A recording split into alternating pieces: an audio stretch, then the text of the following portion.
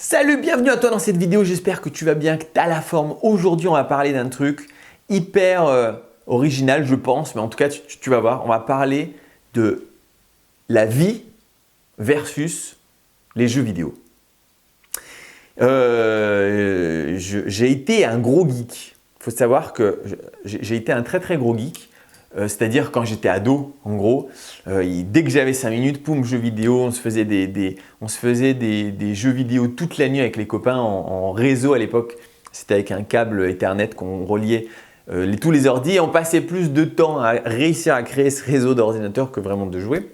Mais c'était cool et voilà, bon, j'ai vraiment grandi avec les jeux vidéo. Et je t'avoue qu'aujourd'hui, une fois de temps en temps, quand il pleut, qu'il fait moche l'hiver, je me fais encore une petite partie, c'est super sympa. Mais, ça on s'en fout, c'est ma vie. Mais le truc qui est important dans les jeux vidéo, c'est que, pour moi en tout cas, ça a été le meilleur prof, de très loin, le meilleur prof dans l'éducation financière. Et je t'explique pourquoi. Il y a certains jeux qu'on appelle des jeux de stratégie. Donc, jeux de stratégie, tu as plein de jeux qui existent. Je vais t'en citer quelques-uns. Si tu es un geek, je sais pas, StarCraft, World of Warcraft, moi j'étais fan de Total Annihilation, qui était un gros jeu de Supreme Commander, tous ces jeux-là. Il y a Alerte Rouge, bref, c'est tous des jeux en gros, si tu veux, si tu ne connais pas, où tu gères une ville, ou parfois tu gères une armée, et tu essayes de développer en fait ta ville ou ta base ou ton armée, de créer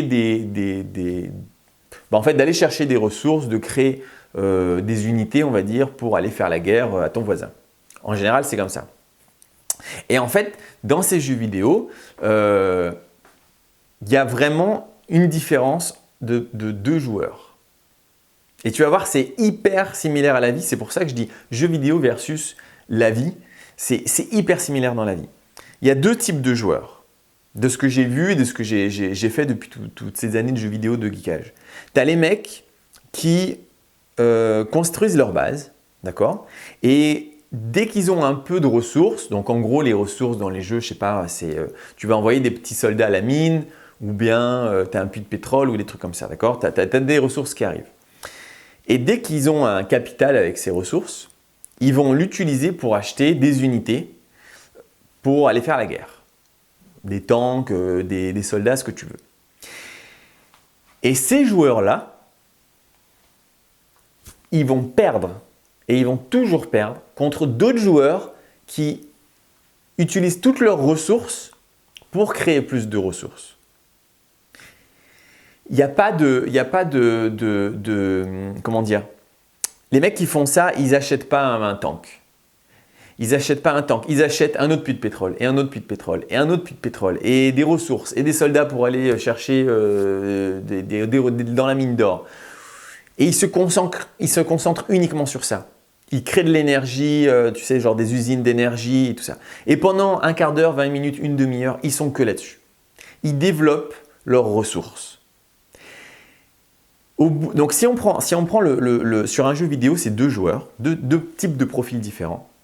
Il va y avoir le mec qui va donc avoir quelques ressources et puis directement construire son armée, qui va, si tu veux, aller plus vite dans l'évolution du jeu. Il va aller plus vite parce qu'il va commencer à se propager un petit peu partout sur la carte. Il va peut-être venir une fois de temps en temps attaquer et donc il va gagner parce qu'il aura plus d'unités, etc. Donc il va monter progressivement comme ça au niveau du développement de sa ville et de ses unités un peu à travers tout le pays, on va dire. Et puis l'autre, il va être beaucoup plus lent au début parce qu'il va se consacrer uniquement sur les ressources. Donc sa base va être toute petite. Il aura plein de puits de pétrole, mais une maison dans sa base. Et très vite, au bout de 20 minutes, une demi-heure de jeu, la vitesse, l'accélération, si tu veux, de celui qui s'est consacré sur ses ressources, elle explose, mais de telle manière que c'est impossible de le battre. Et quand on joue aux jeux vidéo, à ce type de jeu-là, tu vois vraiment que, en fait, il n'y a pas photo, quoi. Le mec qui se consacre au début à ses ressources gagne, c'est sûr et certain. Et donc, si on fait un parallèle avec la vie, eh ben, tu vois très bien que la plupart des gens, ils ont quelques petites ressources. Ça va être le travail. Ça va être, allez, ils vont placer leur argent sur un petit livret qui va leur rapporter des cacahuètes. C'est quelques ressources.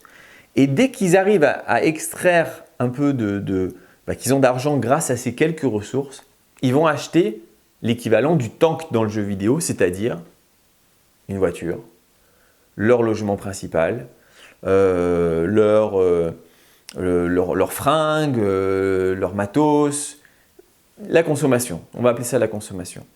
Et donc ces gens-là, c'est 95% de la population qui fonctionne comme ça. Et de l'autre côté, donc tu vois, un peu monsieur tout le monde. Et puis de l'autre côté, tu as les gars qui se concentrent sur leurs ressources.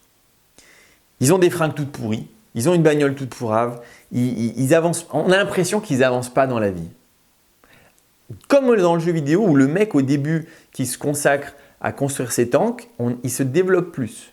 Et c'est vrai, tu vois, il y a des gens, moi je sais que tu as compris, j'étais vraiment très très ressource. Tous mes potes, ils avaient une belle bagnole, ils commençaient à avoir une maison, femme, enfant, vraiment ils se développaient dans la vie comme ça. Et moi, à côté d'eux, j'étais un clochard quasiment, tu vois, en apparence et même en ce que je pouvais faire dans la vie. Combien de fois j'avais des potes, ils s'achetaient genre un vélo à 3000, 4000 balles, mais alors que j'avais les ressources, je me disais, mais jamais de la vie je pourrais faire ça. Et quelque part même, j'étais jaloux, tu vois, je me disais, oh là là, quel vélo de ouf, le mien, il est tout pourri.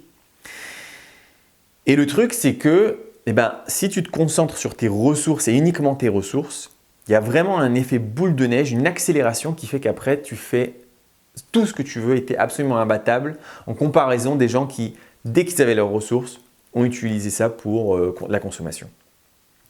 Et donc, si à travers, je te promets, des centaines, si ce n'est pas des milliers de parties de jeux vidéo de ce genre que j'ai pu faire et que peut-être toi tu as pu faire aussi, cette technique fonctionne, mais en fait, elle fonctionne exactement pareil dans la vraie vie. Parce que ce n'est pas très compliqué, c'est juste des ressources. Et donc, se satisfaire de son salaire ou un placement ou deux à la bourse ou je ne sais pas quoi, en fait, dans le game de la finance et de la liberté quelque part aussi, parce que l'argent égale liberté, en fait, tu vas perdre. Tu vas perdre, c'est sûr et certain.